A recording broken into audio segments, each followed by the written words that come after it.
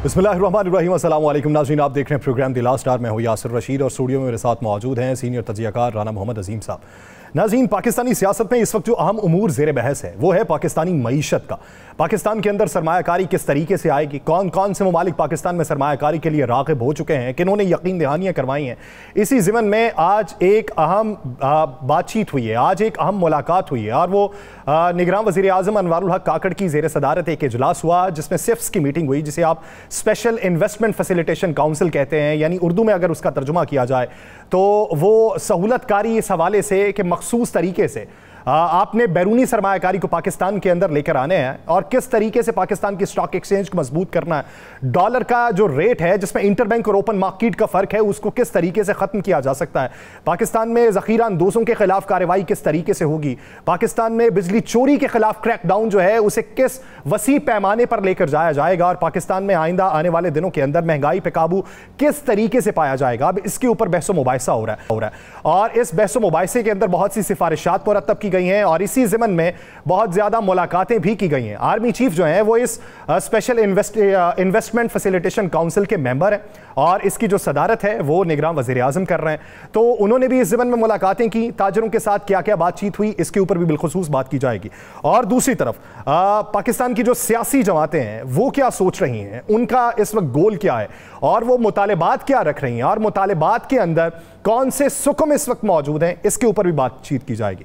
राना साहब की तरफ बढ़ते हैं। राना साहब, आप क्या समझते हैं पाकिस्तान के अंदर आने वाले दिनों में बड़े फैसले क्या होंगे और उन फैसलों के असरात पाकिस्तानी मईशत के ऊपर क्या देख रहे हैं? बिस्मिल्लाहिर्रहमानिर्रहीम, अस्सलातु वस्सलामु अलैका या सय्यदी या रसूलल्लाह, अस्सलातु वस्सलामु अलैका या सय्यदी या हबीबल्लाह। यहाँ से दो चीज़ें तो बड़ी क्लियर हैं कि पूरी कौम की नज़रें इस वक्त जो है ना वो हमारे सिपह सलार पे हैं और पूरी कौम ये चाहती है कि जो वो ऐलान कर रहे हैं, जिस तरह ऑपरेशन शुरू हो गया, जिस तरह बहुत बड़े लोगों के ऊपर गिरफ्त जो है वो उनके ऊपर सख्त हो रही है, जिस तरीके से पाकिस्तान में अचानक डॉलर तेज़ी से नीचे आना शुरू हो गया, पाकिस्तान में सोने की कीमत कम होना शुरू हो गई, पाकिस्तान में उन कुंडा माफिया के ख़िलाफ़ कार्रवाई शुरू हो गई, पाकिस्तान में स्मगलिंग माफिया के ख़िलाफ़ कार्रवाई शुरू हो गई।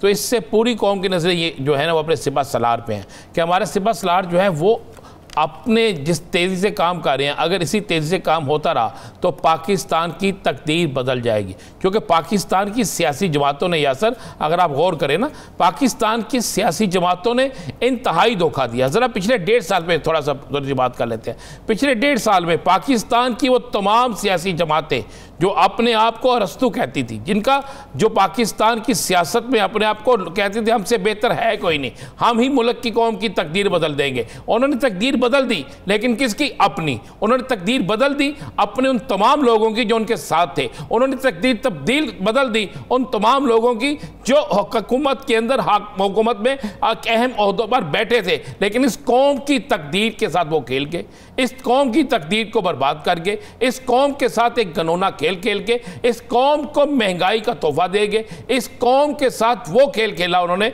जिसके मतलब बात करते हुए भी हर शख्स लर्स जाता है और उसके बाद वो कोई जाके ठंडे कमरों में बैठ गया, कोई पाकिस्तान से बाहर चला गया, किसी ने किसी के ऊपर सख्तातारी हो गया, किसी ने अपनी मर्जी कमाया। आज एक दूसरे पर इल्ज़ाम तराशी हो रही है। मौलाना फजल रहमान जो है वो पीपल्स पार्टी मौलाना फजल रहमान पर, शहबाज शरीफ साहब जो है पाकिस्तान से बाहर हैं, आज उन्होंने कहा जी मेरी तमाम रिपोर्टें दुरुस्त आई हैं, मैं वापस आ जाऊँगा। लेकिन सवाल यह है कि उनके दौरे हुकूमत में स्मगलिंग किस तरह हुई, उनके दौरे हुकूमत में स्मगलिंग करने वाले कौन थे, उनके दौरे हुकूमत में कब्जा माफिया इतना मुतहरक क्यों था, सारी बातें पता थी राना साहब। कायमा कमेटी बराए खजाना के अंदर बारहा ये बातें होती रही हैं कि कौन कौन से बॉर्डर से डॉलर स्मगल होता रहा है, रोजाना की बुनियाद पे फिगर्स भी आते रहे।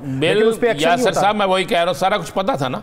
तो फिर मैं हमारी पूरी कौम की ये उम्मीद भी है, पूरी कौम की ये दरखास्त भी है कि अपने सिपह सलार से कि तमाम सियासतदानों को जिन्होंने इस मुल्क को लूटा, जो इस मुल्क को लूट रहे हैं, जिन्होंने इस मुल्क से गनौना खेल खेला, जिन्होंने इस मुल्क की माशरत को तबाह किया, जिन्होंने इस मुल्क के अंदर पाकिस्तान की सनत को ख़त्म करने की कोशिश की, जिन्होंने डॉलर स्मगल किया, जिन्होंने डॉलर महंगा किया, जिन्होंने पाकिस्तान की सरमायाकारों को, पाकिस्तान के सनतकारों को, पाकिस्तान के मजदूरों को, पाकिस्तान के तुलबा को, पाकिस्तान के ताजरों को जिन्होंने बिल्कुल बेबस कर दिया, उन सबको सख्त सजा मिलनी चाहिए। क्यों ना मिले? जुम्मेदार वो हैं जुम्मेदारी उन पर आयद होती है, लूट कर वो गए हैं। पाकिस्तान के अंदर ये जो मौजूदा महीना जा रहा है, इसमें बिजली के बिल किसी और ने नहीं, उन लोगों की वजह से हैं। जब उन लोगों ने ऐसे घिनौने खेल खेले हैं, हाँ एक काम जरूर किया उन्होंने कहा था कि हम वो काम करके कर रहे हैं जो किसी ने नहीं किया। हाँ वो उन्होंने किया काम, उसको हम अप्रिशिएट करते हैं कि उन्होंने अपने मुकदमात ख़त्म किए। हम उन्हें अप्रिशिएट करते हैं कि उन्होंने हर वो काम किया जिस पे उनकी ज़ात को फ़ायदा था। वो पाकिस्तान में बतौर मेहमान आए थे। बतौर मेहमान आने के बाद क्या हुआ यासर साहब, कौन किस हुकूमत ख़त्म होने के बाद देखे ना, पगड़ियों की जगह टोपियाँ आ गई। मैं माजरत से कहता हूँ, अब हुकूमत ख़त्म होने के बाद देखे ना कौन कहाँ चला गया, किसको किस मुल्क की सैर याद आ गई, पाकिस्तान की मौशियत को भूल गए, पाकिस्तान के अवाम को छोड़ के चले गए। आखिरकार पाकिस्तान की अवाम का दर्द तो एक शख्स ने संभाला ना। वो शख्स जो है वो मैदान में आया, उसने फैसले किए, उसने ट्रेडर से मिले, उसने मुख्तलिफ लोगों से मिले। तो मैं तो कहता हूँ कि पहली सज़ा जो है ना उन तमाम सियासतदानों को मिलनी चाहिए जो सियासत को कारोबार समझते हैं, इबादत नहीं, जो सियासत को कारोबार समझते हैं, सियासत में लूटमार चाहते हैं, जिनका असल वतन कोई और है। पाकिस्तान में सिर्फ वो 4 या 5 साल दौरे पे आते हैं जब इक़्तिदार का वक्त होता है। आप इस बात से अग्री करते हैं ये जो क्रैकडाउन हो रहा है ये वक्ती तौर पे नहीं होना चाहिए, कुली तौर पे होना चाहिए। अगर कोई पकड़ा जाए तो उसकी जो पुष्पनाई कर रहा है फिर उसे पकड़ें, फिर उससे पूछें कि तुम्हारे ऊपर किसका हाथ था, फिर उससे पकड़ें और पैसा निकलवाएं। मैं कह रहा हूँ क्रैकडाउन जो हो रहा है बेहतरीन क्रैकडाउन है। हम इस क्रैकडाउन के मुकम्मल हर पाकिस्तानी के दिल की आवाज़ है। जो इसमें पकड़ा जाए, जो उसका सहूलतकार हो, जो उसका सरप्रस्त हो, कोई ट्रायल नहीं होना चाहिए। सरेआम उनको सजा दें, ओपन कोर्ट लगाएं, और वो कोर्ट ओपन लगाएं जिसमें आम आदमी को पता चले, इनके चेहरे सामने आए, इनके चेहरे वाजे हों कि किस शख्स ने कितना लूटा, किसकी वजारत में क्या अनवानी हुई, किसने कहाँ पे पैसा छुपा रखा है, किस मुल्क में कितने घर हैं। गरीब का बच्चा आम स्कूल में नहीं पढ़ रहा, गरीब का बच्चा भूख से मर जाता है। लोग जो हैं लाइनों में लग के आटा लेने के लिए कई घंटे खड़े रहते हैं, और इनके बच्चे पाकिस्तान से बाहर पढ़े, इनके बच्चे उन स्कूलों में पढ़े जिनके मुतालिक कोई सोच भी नहीं सकता। और पाकिस्तान का सरमाया हो, किसी के बाप का सरमाया नहीं है, इनके अपना सरमाया नहीं है, ये आपका मेरा टैक्स दिया हुआ है, इस कौम का जो टैक्स था वो खा गया ये।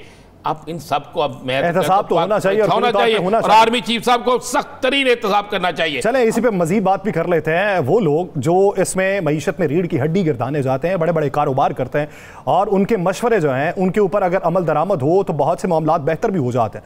उनसे भी मुलाकातें हुई, उन मुलाकातों में क्या यकीन दहानियां करवाई गई, यकीन उमूर के ऊपर बहस हुई। हमारे साथ प्रोग्राम के अंदर मौजूद हैं LCCI के senior vice president Zafar Mahmood Chaudhry साहब। चौधरी साहब बहुत मशकूर हैं आपके वक्त के। चौधरी साहब, अगर देखा जाए पिछले कुछ दिनों से हमें यह मालूम पड़ रहा है कि इब्तदाई तौर पे पाकिस्तान के अंदर 25 अरब डॉलर्स की सरमायाकारी आएगी, मजमूई तौर पे 200 अरब डॉलर्स की सरमायाकारी पे बात हो रही है, रेकोडेक के ऊपर बात हो रही है, सऊदी अरब से सरमायाकारी आने की बात हो रही है। आप उन मुलाकातों में मौजूद रहे हैं जिन मुलाकातों में तमाम तर रोड मैप मुतय्यन किया गया, स्ट्रक्चर बताया गया, उस काउंसिल की मीटिंग्स के अंदर भी आप मौजूद रहे। तो सबसे पहले तो ये बताइए कि जामे प्लानिंग इस वक्त है क्या और उसकी एग्जीक्यूशन के लिए कितना अरसा दरकार है? बिस्मिल्लाहिर्रहमानिर्रहीम नहमदुहु व नसल्ली अला रसूलिहिल करीम। बहुत शुक्रिया जी यासर भाई। बिस्मिल्लाह इस बात से करते हैं कि जी अल्हम्दुलिल्लाह 76 साल के बाद इस वक्त पाकिस्तान में इस चीज़ की ज़रूरत को महसूस किया गया कि जो स्टेक होल्डर्स हैं, जो बिज़नेस कम्युनिटी है, उसको भी फ़ैसलों के अंदर शामिल किया जाए, और उनके अंदर जो ब्लैक शीप्स हैं उनको अलहदा किया जाए, और जो मुल्क की खिदमत करने वाले 19% इंडस्ट्री है जो पाकिस्तान का तकरीबन 70% रेवेन्यू दे रही है, उसको उस दायरे में लाया जाए जिसमें फ़ैसले किए जाएँ, जिससे पाकिस्तान की मईशत का जो विशियस सर्कल है वो चलाया जाए। उसमें अभी आप सबको ये मेरा ख्याल है कि इतना माजी में जाने की ज़रूरत नहीं है कि जी किस तरह ये जो कौंसिल वो वजूद में आई। चूँकि ट्रस्ट का एक कंसर था, जो इंटरनेशनल या GCC के कंट्रीज़ थे वो पाकिस्तान में इन्वेस्टमेंट में बड़ा हेजिटेट फील कर रहे थे कि जी उनको ट्रस्ट नहीं है पाकिस्तान के अंदर कि जो हुकूमत जाएगी उसके बाद जो हुकूमत आएगी उसकी क्या पॉलिसी और प्लानिंग्स होंगी, और वो किस तरह उनको ट्रीट करेंगे, और उनको क्या उसके ऊपर उनकी इन्वेस्टमेंट की क्या डायरेक्शन होगी और क्या हाल होगा। तो उन्होंने अपनी ट्रस्ट के लिए कहा कि जी हमें फोर्सेस की गारंटी चाहिए। तो मैं समझता हूँ कि ये गारंटी फिर दी गई और उसकी कौंसिल बना के उसमें चीफ साहब को शामिल किया गया। तो उसमें आप हमें दाद देंगे कि हमने बगैर किसी ट्रस्ट, बगैर किसी गारंटी के 76 साल इस मुल्क की खिदमत की और हमने किसी की गारंटी नहीं मांगी। और आज अल्हम्दुलिल्लाह आपको चंद बिलियन डॉलर्स की इन्वेस्टमेंट के लिए गारंटियाँ देनी पड़ रही हैं। तो अगर आप कभी हमें गारंटी दे के देखते तो आपको पता चलता कि पाकिस्तान की बिज़नेस कम्युनिटी किस तरह इस मुल्क के साथ खड़ी होती है। आज भी अगर स्टेक होल्डर्स को साथ में शामिल किया जाए तो तभी जाके आप सही फैसले कर पाएंगे और सही जगह पे पहुंच सकेंगे। तो चीफ साहब ने स्टेक होल्डर्स को इत्माद में लिया, फिर उन्होंने उसकी कंटिन्यूटी में जो है ना 2-3 दिन के अंदर अंदर एक मीटिंग अरेंज की, जिसमें जो कौंसल के जो अगराज़ मकासद थे, जो कौंसल का सारा एक स्ट्रक्चर बनाया हुआ था, मैं उसको अप्रिशिएट करता हूँ कि बड़ा होमवर्क किया हुआ था। जो डीजी साहब हैं उन्होंने, फिर उनकी टीम में जो एग्रीकल्चर के लिए जनरल शाही साहब थे उन्होंने हमें बताया कि जी क्या क्या चीज़ें हैं जिस पे फोकस करना चाहिए। तो मैं उसमें सिर्फ 2 चीज़ों को हाईलाइट करना चाहता हूँ। सबसे पहली चीज़ ये है, मेरी रिक्वेस्ट के स्टेक होल्डर्स को उस काउंसिल में एटलीस्ट प्रपोजल कमेटी बना के उसमें शामिल किया जाए, ताकि ग्रास रूट लेवल से आपको जो फीडबैक आएगा, कि आपको जो एक स्ट्रक्चर बनाने का एक प्रोसीजर आपके सामने आएगा कि जी किन चीज़ों पर ज़्यादा काम करने की ज़रूरत है, तो वो आपको वहाँ से मिलेगा। दूसरी मेरी रिक्वेस्ट ये है कि R&D के शोबे को खुदारा फाल कीजिए। एक ही साल के अंदर यहाँ से गंदम बाहर भी जाती है और बाहर से फिर इंपोर्ट भी होती है। एक ही साल में चीनी बाहर भी जाती है और चीनी इंपोर्ट भी होती है। तो हमारे यहाँ कोई R&D नहीं है कि हमें पता होना चाहिए कि हमारी कितनी ज़मीन के अंदर कितनी गंदम होनी चाहिए, कितनी कॉटन होनी चाहिए, कितना गन्ना होना चाहिए और कितनी बाकी फसलें होनी चाहिए। दालें या जो महंगी फसलें हैं जो बाहर से इंपोर्ट कर रहे हैं, जो आपकी इंपोर्ट सब्सिट्यूट है, उसके ऊपर फोकस होना चाहिए। तो जितनी देर तक R&D और फिर उस R&D को पब्लिसाइज करें, अवाम को पता हो कि जी कितने एकड़ में क्या करना है और हमें क्या प्रोडक्शन देनी है, तो उसकी आगाही बहुत ज़रूरी है। तभी हम एग्रीकल्चर, चूँकि 22.7% एग्रीकल्चर है जो सिर्फ 2% टैक्स दे रहा है, तो उससे हम अगर जनरेट कर सकते हैं इस चीज़ की चीज़ें कि हमें इंपोर्ट सब्सिट्यूट उसमें से निकल आए, तो एक तो वो बहुत ज़रूरी है। दूसरी, मैं इस हवाले से एक चीज़ घोषणा करना चाहता हूँ कि खुदारा आप जो एग्जिस्टिंग इंडस्ट्री है उसको कतई ना भूलें। जो इस वक्त इस सिस्टम को चला रहे हैं आप उसको फोकस में रखें, उनको छोड़ के अगर आप उसी चीज़ की इंडस्ट्री में नए इंसेंटिव दे के, टैक्स एग्जम्पशंस दे के लेके आएंगे तो वो प्रॉब्लम्स होगी। जो SME है उस सेक्टर को भी मद्देनज़र रखें। जो इस काउंसिल के रूट से आ रहे हैं वो तो बड़ी इन्वेस्टमेंट आएगी, लोकल हो या बाहर से इन्वेस्टमेंट आ रही हो, लेकिन आपको चाहिए कि SME को उस दायरे में रखें, क्योंकि किसी मुल्क की जो SME है वो सबसे अहम किरदार अदा करती है। आप इससे पहले भी बहुत से आर्मी चीफ साहब जो हैं वो ट्रेडर से मिले, बाजवा साहब भी मिलते रहे, लेकिन इस तरह मुकम्मल होमवर्क करके, इस तरह मुकम्मल काम करके और फौरी तौर पर उस पर अमल दरामद शुरू करके, क्या आज से पहले कभी ऐसा हुआ था? हाँ जी, बिल्कुल नहीं हुआ जी। इस पे बिज़नेस कम्युनिटी जो है पूरी कराची से पेशावर तक तमाम स्टेक होल्डर्स, तमाम एसोसिएशंस, तमाम chambers, Lahore chamber, federation chamber वहाँ मौजूद थे और हमने बड़ा अप्रिशिएट किया है कि इतना ग्रास रूट लेवल पे इतना डीप होमवर्क इससे पहले कभी नहीं हुआ और इतनी सीरियसनेस पहले कभी नहीं हुई। और जो उसके ऊपर फिर जो कमिटमेंट्स थी 10 नकाती एजेंडे के ऊपर, उस पर फिर जो इम्प्लीमेंटेशन स्टार्ट हुई है पिछले 3 दिन में, आपने देखा है कि मौजूदाती तौर पर जो डॉलर नीचे आया है, जो हमारी जो है ना पेट्रोल की प्राइसेस भी इससे नीचे आएंगी, हमारी कमोडिटी की प्राइसेस भी इससे नीचे आएंगी। आप मौजूदाती तो ना कहें, जब एक्शन हुआ है तो फिर तो सारे हकीकी तौर पे नीचे सर ये इसलिए मौजूदाती तौर पे लगता है कि 76 साल में ऐसा एक्शन हुआ नहीं। जानते हैं सब पर मानते नहीं है। साल में इतना ऊपर भी तो नहीं ना गया, ये भी तो सब जानते हैं पर मानते नहीं है। जब भी आता रहा ऊपर वो उस वक्त की बेहतरीन और हाईएस्ट स्टेज पे आता रहा। दरअसल 76 साल में ना एक ही वक्त में 12 अरस्तु हुकूमत में भी नहीं आए थे। बहरहाल जी, मेरी ये रिक्वेस्ट है कि जी इस सिस्टम को टाइम देना चाहिए और इस सिर्फ और सिर्फ ये काउंसिल नहीं, इसके साथ साथ जो बाकी एक स्ट्रक्चर है, देखें हर चीज़ की एक करेक्शन का टाइम होता है। राना साहब भी जानते हैं, इस पे बड़ी गहरी नज़र रखते हैं इकॉनमी पे, कि हर चीज़ की एक रिस्ट्रक्चरिंग होनी चाहिए। अब करेक्शन का टाइम है, अब इसको रिस्ट्रक्चर करना चाहिए। हमें जो है ना वो फ्लैटली एक ऐसा सिस्टम इंट्रोड्यूस करा देना चाहिए जिसमें ईज ऑफ डूइंग बिजनेस हो, जिसमें कॉस्ट इफेक्टिव हो। देखिए जो बिजली और पानी और गैस है। एक बात बताइए, यहाँ पे आम तौर पे तासुर ये पाया जाता है कि निगरान हुकूमत का काम इंतखाबात करवाना है, लेकिन हम जिन मसाइल का शिकार हो चुके हैं उन मसाइल से निकलने के लिए आपने मुख्तलिफ सियासी जमातों से और हुकूमतों से भी राब्ते किए होंगे और उनका काम भी देखा होगा। इस एरा के अंदर ये जो काम हो रहा है, क्या माजी में आपने देखा, क्या मुंतखब लोग करते रहे? यासर साहब, पिछले 5 साल जो दौर था जमहूरियत का, वो तारीख का स्याह तरीन दौर था। उस 5 साल में मईशत को इस कदर मसक कर दिया गया है, आप अगले 15 साल में अपनी बिजली को नीचे नहीं ला सकते। आप 6 सेंट की बिजली आपने 13 सेंट के अंदर थर्ड पार्टी को दे दी हुई है।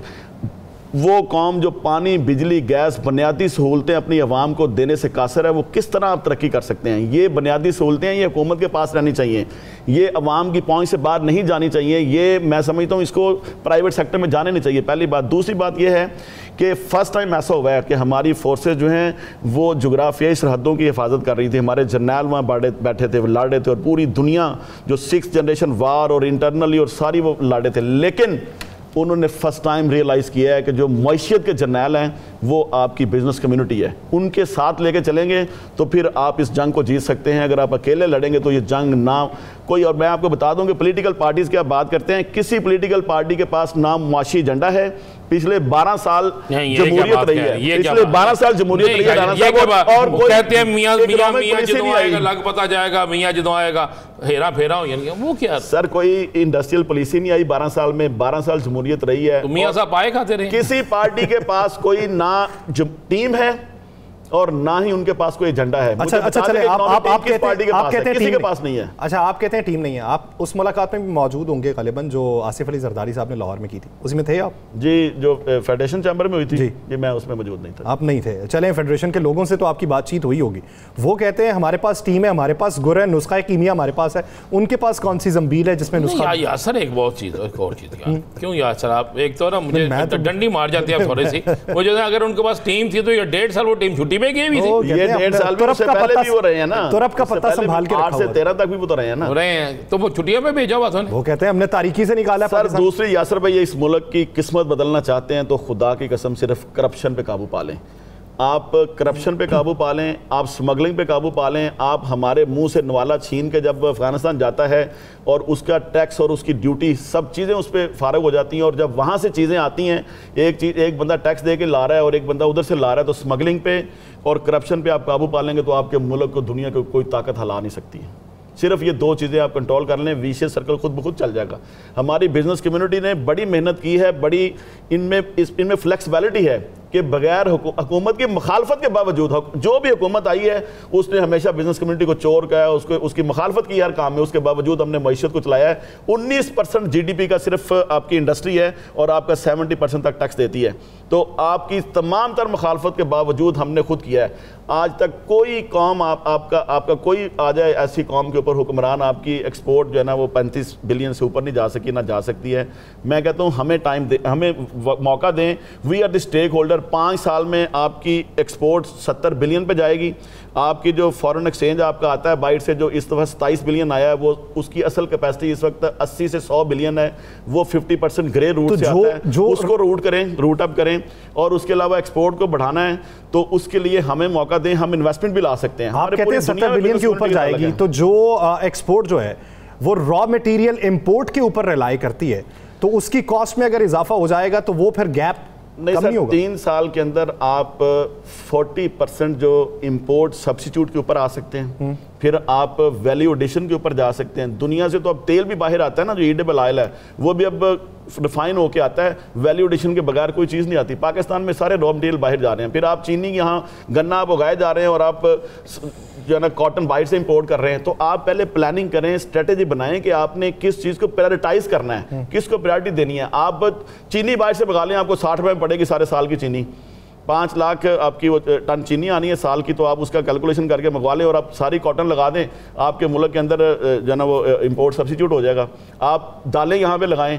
आप ये इस चीज़ को एक सिस्टमाइज करें कि कितने एकड़ के ऊपर आपको कितनी चाहिए। आपको गन्ना भी चाहिए तो स्पेसिफाइड कर दें कि इतना गन्ना चाहिए, एक्सपोर्ट नहीं होगा। आप खुद हाथ से पैसे भी देते हैं उनको और उनकी। अच्छा ये तो बताएं, आपके पास इतना आइडिया है, आप इतनी मेहनत कर रहे हैं, हमारे इसी पास सलार साहब के पास इतने आइडिया, उनकी टीम के पास इतने आइडिया, आप खुद बता रहे हैं पहली दफ़ा से टीम ही नहीं। तो ये जो पाकिस्तान के ऊपर इतना अरसा हुक्मरानी करते रहे, बारियां लगी रही ना, 2 जमातों ने तो बेइंतहा बारियां लगाई ना आपस में। तो क्या वो यहाँ सब लूट मार करने आते थे? क्या वो यहाँ बतौर मेहमान आते थे या वो इक़्तिदार का मज़ा लूटने आते थे? क्या वो एक पार्टी तो अपने आप को कहती ही ट्रेडर्स थी, तो फिर वो क्यों नहीं इन पर अमल करते थे? सर देखिए, दो वजूहात है। सबसे पहली वजह यह है कि करप्शन, और दूसरी है कि कंटिन्यूटी ऑफ जो हुकूमत आती है ना सर, नहीं करप्शन है, आप समझो सब करप्शन नहीं है, वो शौक है उनका, उसको पता है कि अगले 5 साल उसने नहीं आना, वो करप्शन ना उसे कहे जो साहब, वो शौक का हुकूमत का, जो हुकूमत आएगी अगले 5 साल दूसरे की बारी आनी है, उसमें आप सारे तजर्बे करके बैठ गए, आपने तजर्बे के तौर पर तीसरी पार्टी भी लेके आ गए, लेकिन आप मुल्क की मईशत को ठीक नहीं कर सके, मुल्क को ठीक नहीं कर सके, हालात को ठीक नहीं कर सके। तो उसके लिए आपकी कंटिन्यूटी ऑफ पॉलिसीज चाहिए, कंसिस्टेंसी चाहिए। आपकी हुकूमत कोई भी आए जाए, आप थिंक टैंक हो, आपकी बिजनेस कम्युनिटी स्टेक होल्डर हो, आपकी फोर्सेज जिस तरह इन्वॉल्व हुई हैं सिर्फ एक काउंसिल में, आप इन्वॉल्व करें पूरे स्ट्रक्चर के अंदर, उस चीज़ को कोई हिला ना सके। करप्शन के अंदर, बॉर्डर्स के अंदर, बिजनेस की प्लानिंग के अंदर, एक्सपोर्ट की प्लानिंग के अंदर, आपकी इंपोर्ट पॉलिसी के अंदर, सब्सिट्यूट के अंदर, और इन्वेस्टमेंट, बाहर से इन्वेस्टमेंट कोई ताकत नहीं ला सकती बिजनेस कम्युनिटी के अलावा। अगर आपके पास कोई इन्वेस्टमेंट आएगी तो वो शॉर्ट टर्म आएगी, वो मुल्क करेंगे। मैं आपको एक बात और बता दूं, जो इन्वेस्टमेंट बिजनेसमैन लेके आएगा वो बाहर से हुकूमतों की इन्वेस्टमेंट नहीं होगी, वो बिजनेसमैन की इन्वेस्टमेंट होगी, और वो उस सर्कल में चलेगी। जो हुकूमत है वो पॉलिटिकली भी सिचुएशन देखती है, वो अपने ज़ाती मफादात भी देखती है, फिर आपके मुल्क में इन्वेस्ट करती है, और उन्होंने अपने मफादात देखने होते हैं। जो बिजनेसमैन है वो सिर्फ प्रॉफिट देखता है, उसने वहाँ की सिचुएशन देखनी है, कारोबार मुस्तहकम देखना, सरमायाकारी देखनी है, उसने देखना है कि मार्केट किस हद तक आपकी सरमायाकारी बाहर का बिजनेसमैन जो है वो आएगा, तो फिर चलेगा। हुकूमतों की सरमायाकारी जो है वो उस तरह कंटिन्यूटी और उस तरह उसमें नहीं कामयाब होती। साहब ये बताइए कि गुज़श्ता हुकूमत जो थी पीडीएम की, उन्होंने ये कहा कि इंपोर्ट पे पाबंदी इस वजह से लगाई कि इंपोर्ट पे पाबंदी हम इस वजह से लगा रहे हैं कि डॉलर को बचाना है, लेकिन मौजूदा वज़ीर ख़जाना ये बात कर रहे हैं कि इंपोर्ट पे पाबंदी लगाने के बाद सारा जो नुकसान है वो एक्सपोर्ट में भी भुगतना पड़ा है हमें। तो अब वो कहते हैं कि इंपोर्ट को खोल देंगे, वो जो ट्रेड डेफिसिट होगा वो किस तरीके से कवर करें? सर ये जो मैडम इस पे बयान दे रही हैं, ये IMF की रिक्वायरमेंट है। आपने एग्रीमेंट किया हुआ उनके साथ IMF के कि हमने खोल देना है, हम एलसियाँ खोल लेंगे, हम पेमेंट्स खोल लेंगे, हम इंपोर्ट पे कोई कदगन या पाबंदी नहीं लगाएंगे, ये आपने लिख के दिया हुआ है। तो आपने ये बात करनी है। आपके मुल्क में दो इशू हैं, एक तो आपका इंटरनल टैक्सेशन का स्ट्रक्चर है वो ठीक चल रहा है, उस पर करप्शन भी ठीक, 100 वजीर मशीर सारे होते हैं, पूरा स्ट्रक्चर आपका होता है, वो सारी चीज़ें पूरी होती हैं। 2011 में 1500 अरब का आपका रेवेन्यू कलेक्ट होता था, आज का जो है ना वो 9200 अरब का टारगेट है। तो आप फ़र्क देख लें कि क्या इतनी आबादी बढ़ गई है, या इतना मुल्क ने तरक्की कर ली है यहाँ पे, या इतना स्ट्रक्चर आपने हाई कर लिया है, आपने करप्शन हाई कर लिया। आप 1500 से वहाँ 9200 पे पहुँच गए। भी तो डी वैल्यू हुआ है ना सर, वो इसी वजह से हुआ है ना। लेकिन जो आप डी वैल्यू हुआ है ना, वो आप फॉरेन एक्सचेंज मैनेजमेंट नहीं कर सके। सबसे बड़ा इशू फॉरेन एक्सचेंज मैनेजमेंट है। आपकी पर कैपिटल रिसीट्स जो है इस वक्त वो दो चीज़ों से रिसीव होती है, एक आपकी एक्सपोर्ट है, एक आपकी फॉरेन जो ओवरसीज पाकिस्तानी वो पैसे बेचता है, वो 150 से $200 पर कैपिटल रिसीट है। और आपका जो एक्सपेंडिचर है जिसमें आपकी फीसेस भी जाती हैं, आपके IPPs के भी जाते हैं, आपकी बाकी सारी चीज़ें जाती हैं, वो रिसीट्स वो आपकी पेमेंट्स करनी पड़ती है आपको $600 से $650। तो जो डिफरेंस है उसको हम मैनेज नहीं कर सके, कंट्रोल नहीं कर सके, ग्रे रूट खुले रहे हैं और सारा सिस्टम रहा है। तो उस गैप को हम नहीं आज तक फिल कर सके, वो गैप सिर्फ बिजनेस कम्युनिटी फिल कर सकती है। फॉरेन एक्सचेंज मैनेजमेंट एक्सपर्टी सिर्फ बिजनेस कम्युनिटी के पास है। और मैं आपको एक और बात बता दूं कि पाकिस्तान की तरीक के दो बड़े गलत फैसले, एक राणा साहब को याद होगा जब नेशनलाइजेशन हुई तो यहाँ जिनको आप बाई खानदान गिनते थे वो सब उठ के मुल्क से बाहर चले गए, और आप यहाँ पे दोबारा से हमने रीस्टार्ट किया। दूसरा जुल्म IPPs थे, उसके बाद मुल्क का कॉस्ट ऑफ डूइंग बिजनेस इतनी ख़राब हो गई कि पिछले 2 सालों में आपका उस वक़्त से के बाद फर्स्ट टाइम इतना बिजनेसमैन बाहर गया है कि वो पैसा भी बाहर लेके जा रहा है। तो आप बाहर के लोगों को लाने की बजाय आप लोकल बिजनेसमैन को कम से कम उसको कॉन्फिडेंस दें, उसका ट्रस्ट हो, उसको पीस ऑफ माइंड हो कि यार मैं यहाँ पे महफूज हूँ। डॉलर को आप रोके किसी जगह पे, तो आप जो लोकल बंदा है वो पैसा बाहर लेके जा रहा है, तो आप बाहर से क्या एक्सपेक्ट कर रहे हैं? जो $300 में लाएगा वो कल 400 हो जाएगा, तो वो क्या लेके यहाँ से जाएगा?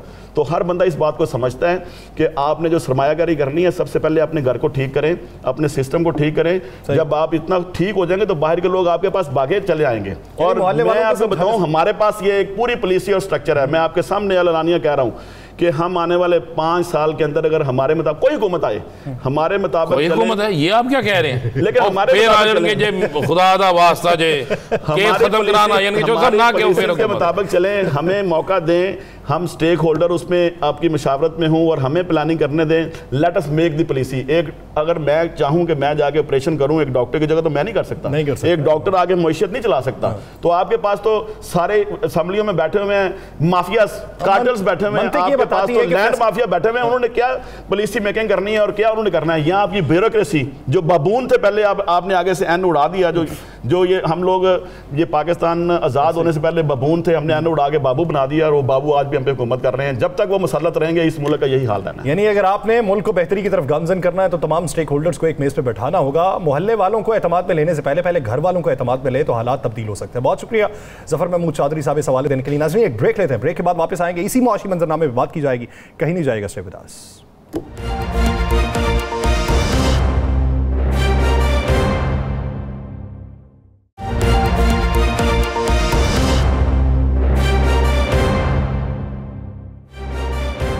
ब्रेक के बाद खुशामदीद। नाज़रीन ब्रेक से पहले जिस मौजू के ऊपर गुफ्तगू हुई, सैर हासिल गुफ्तगू तो उसे नहीं कह सकते अभी तक, क्योंकि ये एक इतना बड़ा टॉपिक है कि अगर इसके ऊपर आप बात करने बैठें तो इसमें बहुत से इबहाम जो हैं वो क्लियर होने की ज़रूरत है। बहुत से डिपार्टमेंट्स ऐसे हैं जहाँ पे इस्लाहात करने की ज़रूरत है, और वह इस्लाहात सिर्फ इस तरीके से नहीं होंगी कि 1, 2, 3 दिन या 1 महीने के अंदर ऑपरेशन हो, क्रैकडाउन हो, पकड़ धकड़ हो और उसके बाद इस्लाहात हो जाएं। ये तमाम तर असर नौ तरतीब देने की ज़रूरत है निज़ाम को, और निज़ाम को तरतीब देना है तो उसके लिए जो फैसले अभी से करने हैं वो देर पा फैसले हों और वो मईशत को मुस्तहकम कर पाएं, उसके लिए सोच विचार की ज़रूरत है। और जिस तरफ से भी सिफारिशात आती हों, जो भी तजावीज़ मंजर आम पे आती हों, उन पे गौर किया जाना चाहिए। राना साहब अगर देखें तो आप क्या समझते हैं मॉडल जो अभी अपनाया जा रहा है? एक बातें होती हैं जो खाम ख्याली लगती हैं, एक बातें होती हैं जो इख्तरा लगती हैं, लेकिन फिर रफ्ता रफ्ता जब उसके ऊपर कुछ अमल दरामद होना शुरू हो तो फिर मंजरनामा तब्दील होता है। तो आप इस बात से मुतमईन हैं कि जो इक़दामात उठाए जा रहे हैं वो किसी हद तक पाकिस्तान में मुस्बत मंजरनामा देखने को दिखाएंगे? देखें यासर, बिल्कुल अगर तो इस पर अमल हो गया और इन इक़दामात पर 25% भी अमल हो गया तो मैं आपको ये लिख के देता हूँ कि पाकिस्तान की अवाम की तकदीर तब्दील होना शुरू हो जाएगी। लेकिन सवाल ये है कि माफिया मजबूत बहुत है, माफिया के बड़े लंबे हाथ हैं। माफिया इस मुल्क के अंदर अपने मुकदमात ख़त्म करा लेते हैं। माफिया सरकारी ज़मीनों पर रहायशी कॉलोनियाँ बनाकर बेच देता है। मैं आज ऑन रिकॉर्ड इस प्रोग्राम में कह रहा हूँ, ऑन रिकॉर्ड में कह रहा हूँ कि अगर ये कमेटी, ये फोर्सेस, ये टीमें सिर्फ पाकिस्तान के अंदर पहला हाथ लैंड माफिया पे मारे, देखें कि वो लैंड माफिया जिसके पास 5000 एकड़ ज़मीन है और वो 5 लाख एकड़ ज़मीन का पैसा लेकर पाकिस्तान में नहीं, पाकिस्तान से बाहर चला गया। मैंने आज एक रिपोर्ट पढ़ी, एक इतनी मारूफ, बहुत मारूफ लैंड माफिया का शख्स जिसकी नेशनैलिटी तुर्की की, जिसके पैसे वहां पे शिफ्ट हुए, जो हर चीज वहां पे शिफ्ट कर चुके हैं, कुछ कनाडा में कर चुके हैं, कुछ किसी और जगह कर चुके हैं, और किया क्या उसने कमो बेश 3 लाख अफराद के पेमेंट इकट्ठी की और बाहर ट्रांसफर कर दी। फ्रॉड करके भी पैसा बाहर, मेरे मुल्क में वो कोई नहीं रखता पैसा।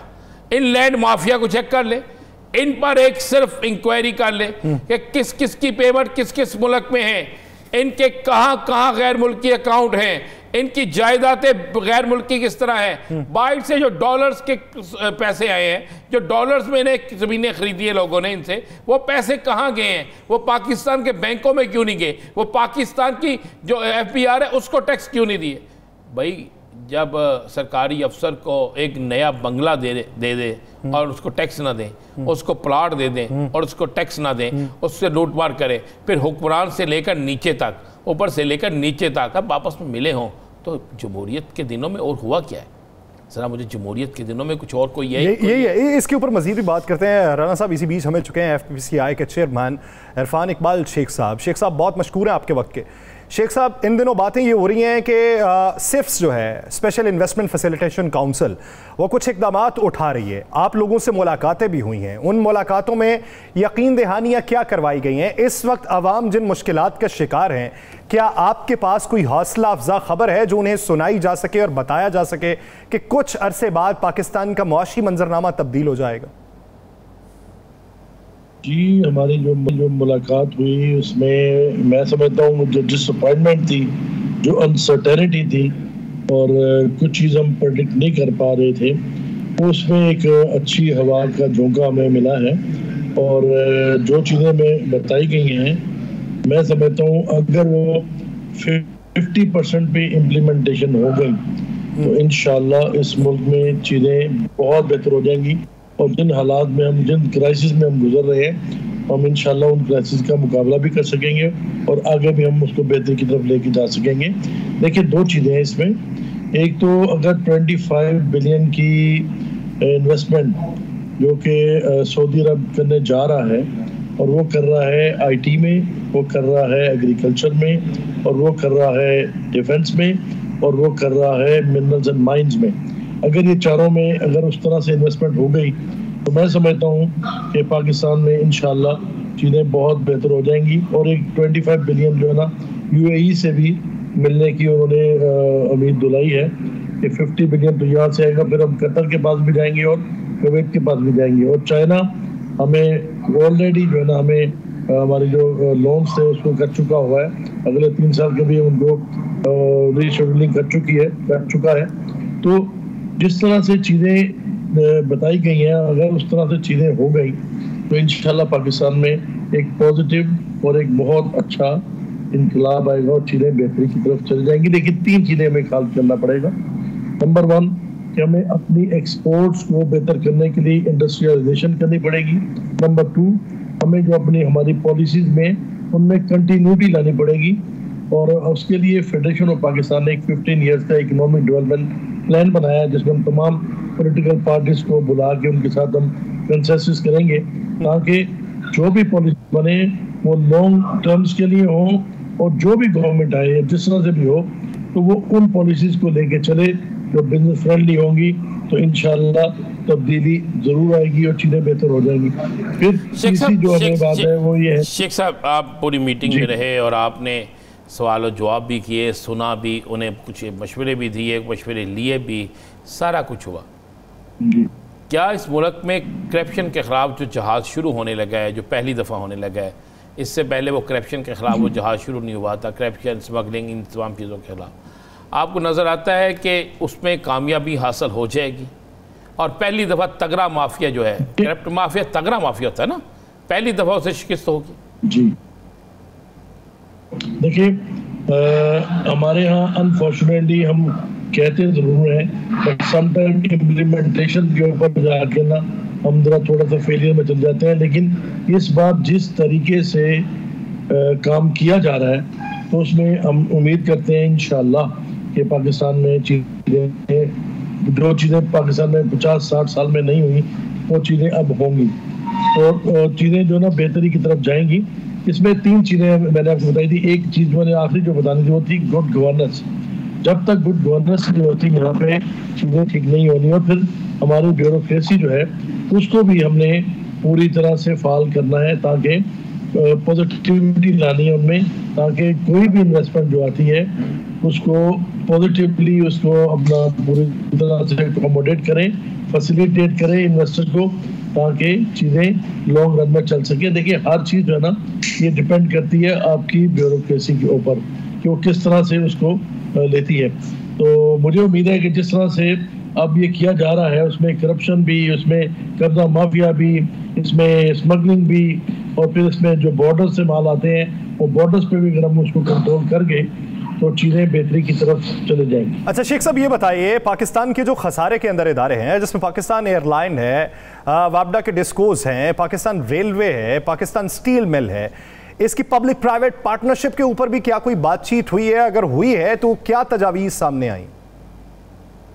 जी, इसमें सबसे पहले तो हमने ये बात की थी कि एसओईज जो है ना, जो स्टेट ओन एंटरप्राइजेज हैं, इसमें 1300 बिलियन रुपीस हर साल हम लॉस करते हैं और इसके ऊपर फिर हमें चीफ साहब ने ये कहा कि जी मैं इंशाल्लाह इसको प्राइवेटाइज कर रहा हूँ और नंबर 2 इसके हम टुकड़े करेंगे ताकि हम आसानी के साथ उसको सेल कर सकें, उसको दे सकें और चीज़ें बेहतरी की तरफ जा सकें। तो ये भी जो है ना अगर हो गया तो मैं समझता हूँ एक तो हमारा लॉसेस कम हो जाएंगे, नंबर 2 जो वाइट एलिफेंट हमने पाल रखे हैं उनसे हमारी जान छूट जाएगी। शेख साहब, बहुत सी सियासी हुकूमतें आई, सियासी हुकूमतों ने सरकारी इदारों में अपनी मर्ज़ी के मनपसंद लोगों को तैनात किया, फिर उनको इतना कर दिया कि वो कई साल लोग वहाँ पे जाते नहीं थे, पैसे मिलते थे, कौम का नुकसान होता था, पैसा सारा इस तरह हुकूमत में जो जाता था वो 2 नंबरी तरीके से होती थी।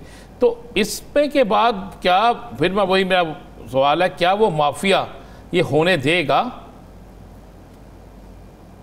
आपको चीफ साहब का हौसला, चीफ साहब की प्लानिंग कैसी लगी इस मामले में? देखिए, मैं सच्ची बात बताऊंगा कि जिस जज्बे के साथ और जिस तरीके से उन्होंने और जिस डिटर्मिनेशन के साथ उन्होंने बताया है, वो मुझे उसमें काफ़ी उसमें वजन नज़र आया मुझे, और मुझे लगता है कि चीज़ें अब इंशाल्लाह इम्प्लीमेंट होंगी और चीज़ें बेहतरी की तरफ जाएंगी। देखिए, 2-3 चीज़ें जो ना हमने कंट्रोल करनी है। एक, हमने अपनी एक्सपोर्ट्स को बढ़ाना है, तो उसके लिए हमें इंडस्ट्रियलाइजेशन की तरफ जाना पड़ेगा। इंडस्ट्री होगी तो आपकी एक्सपोर्ट बढ़ेगी, इंडस्ट्री होगी तो आपकी इंपोर्ट सब्स्टिट्यूशन होगा, और इंडस्ट्री होगी तो आपकी जॉब क्रिएशन होगी, जो कि हमारा सबसे बड़ा मसला है। तो ये अगर ये सारी चीज़ें हम इसको कर गए और इसके लिए एक पैकेज दे दें हम इंडस्ट्री के लिए, और लोगों को जो पैसे कमाने वाले हैं यहाँ पे उनकी टांग ना खींची जाए, उनको पैसे कमाने दिए जाएं, तो जैसे दुनिया में, इंडिया में टाटा बिरला बने हैं, बिल गेट्स बने हैं और लोग बने, कमाने दे, ताकि यहाँ पे वो अपनी इन्वेस्टमेंट को लाजमी कर सके। अच्छा शेख साहब, इसके ऊपर अमल दरामद बगैर सब्सिडी के हो सकता है? जी, बगैर सब्सिडी के बिल्कुल होना चाहिए, क्योंकि सब्सिडीज ने तो हमें खराब किया है, और मैं बिल्कुल इस चीज में हूँ कि हमें 100% सब्सिडीज जो है इसको बंद कर देना चाहिए और हर चीज को मेरिट पे ले आना चाहिए। देखिए, उसको थोड़ा सा टाइम में भी ज्यादा लग जाए, लेकिन उसके रिजल्ट पॉजिटिव आएंगे। अच्छा शेख साहब, ये तो मुझे बताइएगा, साबका दौरे हुकूमत में आपके कई चाहने वाले अपने आप को ताजरों के सबसे बड़े वो हामी कहते थे, खुद भी ताजर थे, 1.5 साल हुकूमत में रहे हैं, सारी ही सियासी जमातें उस हुकूमत में थी, तो क्या वजूहात है कि वो लोग सिर्फ बेड़ा गर्क कर गए, उनसे कुछ नहीं हो सका, और उनका सारा गंद जो है मौजूदा हुकूमत को साफ करना पड़ रहा है, ये बेहतरी की तरफ जा रहे हैं, उनकी सोच क्यों नहीं थी?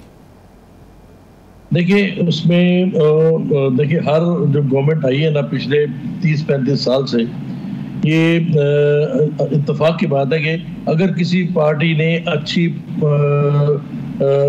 पॉलिसी बनाई भी है, तो जो नेक्स्ट पार्टी अगर 3 साल बाद आती है, 3.5 साल बाद, तो उसने बिल्कुल 180 डिग्री पे जाकर बनाई है, क्योंकि उसमें वो अपना नाम चाहते थे। यहाँ पे प्रॉब्लम यह है कि पॉलिसीज में कंटिन्यूटी नहीं है, कंसिस्टेंसी नहीं है, जिसने इस मुल्क के बिजनेस कम्युनिटी को बहुत ज़्यादा सफ़र किया है, और उसमें जो सफरिंग हुई है, मैं समझता हूँ कि अगर हम इस चीज़ को कंट्रोल कर जाएंगे तो इन्वेस्टर जो है ना, उसका हौसला भी बढ़ेगा, और वो इंशाल्लाह पाकिस्तान में इन्वेस्टमेंट करेंगे। शाम दुकानें बंद करने का जो टाइम आप लोगों से तय हुआ है, वो कब से उस पर अमल दरामद शुरू होने लगा, और कितने से कितने हमारे साथ? जी जी, कितने से अभी तक हमारे साथ तय नहीं, तक इसकी मीटिंग्स होनी है, फाइनलाइज होना है। उसमें मैं तो हमेशा से ये कहता हूँ कि देखिए, सुबह 9 बजे खुलना चाहिए। ये जो हमारा ट्रेंड है सुबह 11 बजे उठने का, 12 बजे उठने का, ये बिल्कुल एब्सोल्युटली गलत है, और सारी दुनिया में ये नहीं है। तो 9 बजे खुले और 9 बजे रात को बंद हो जाए। मेरा अपना ख्याल है, जितने भी हमारे एशियन कंट्रीज देखेंगे जहाँ पे हमारा गर्म मौसम है, तो उसमें 9 बजे तक सब खुलते हैं। जैसे आप देख लें, मलेशिया को देख लें, आप इंडोनेशिया को देख लें, आप टर्की को देख लें, इवन चाइना भी जो है ना, ये भी 9 बजे तक खुलता है। तो मैं समझता हूँ कि 9 बजे का टाइम जो है ना, वो ठीक है और मुनासिब है, और इस पे तमाम अपना लोग जो है ना, यहाँ पे जो हमारी ताजर बरादरी है, वो भी इस पे रजामंद हो जाएगी। अगर आप इसको लेके जाएंगे 5 या 6 बजे और मगरिब के टाइम में लेके जाएंगे, तो लोगों के लिए मुश्किलात हो जाएंगी, क्योंकि फिर उस तरह से बिजनेस उनको डेफिनेटली सफर करेंगे। 9 बजे के वक्त तक सब मुत्तफिक हो सकते हैं, और जो इकदाम इस वक्त उठाए जा रहे हैं उसमें 50% भी हकीकी तौर पे अगर उठा लिए गए तो पाकिस्तान का मौशी मंजरनामा तब्दील हो जाएगा। बहुत शुक्रिया इरफान इकबाल शेख साहब इस हवाले से अपना वक्त। अभी जो इकदाम हो रहे हैं, दुआ करते हैं कि मुल्क में बेहतरी का मंजरनामा रोशन हो सके, और यहाँ पे बसने वाले जो हैं वो बैरून मुल्क मुंतकिल होने का ख्वाब अपनी आंखों में न सजाएं। अगर वो जाएं तो इकदामात पाकिस्तान के अंदर हौसला अफजा देखते हुए जाएं कि अगर वापस आना पड़ा तो पाकिस्तान में भी ज़िंदगी सहल होगी। नाज़रीन, मुझे दीजिए इजाज़त, प्रोग्राम का वक्त ख़त्म हो जाता है। आपसे मुलाकात होगी कल। अल्लाह निगहबान।